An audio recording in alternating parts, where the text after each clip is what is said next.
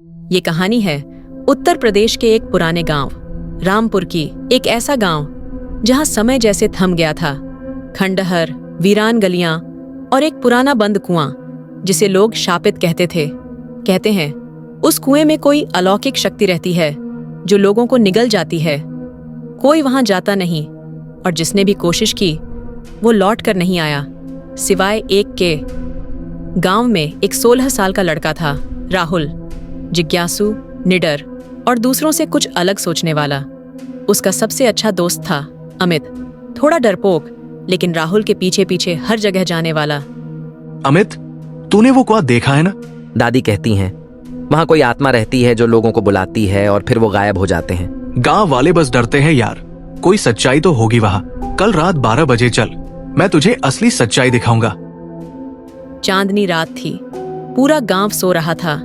दोनों लड़के चुपचाप निकल पड़े, हाथ में टॉर्च, जेब में जोश और दिल में डर भी। लेकिन राहुल के चेहरे पर आत्मविश्वास था। जैसे जैसे वो कुएं के करीब पहुंचे, ठंडी हवा तेज चलने लगी, टॉर्च की रोशनी कांपने लगी और हर तरफ सन्नाटा, जैसे पूरी धरती चुप हो गई हो। राहुल, कुछ तो गड़बड़ है, चल वापस चलते हैं यार।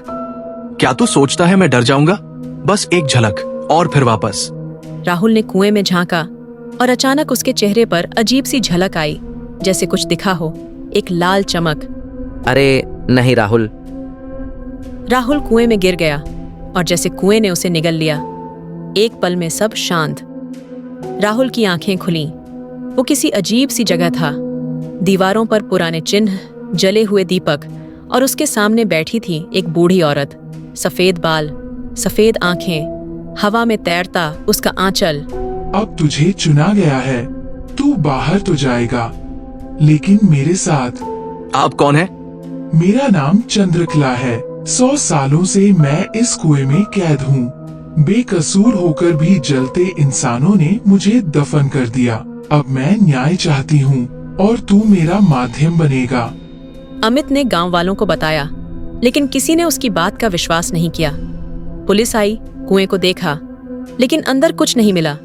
राहुल जैसे गायब हो गया हो। दिन महीने बीते और फिर 1 साल बाद रात को अमित अकेला बैठा था। तभी अचानक उसके सामने कोई खड़ा हुआ। राहुल, तू? वो राहुल था, लेकिन कुछ अलग।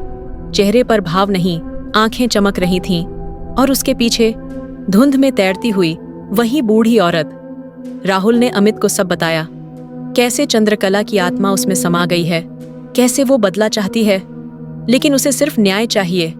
गांव वाले हंसे। फिर अचानक दादी लक्ष्मी उठी। गांव में सन्नाटा छा गया।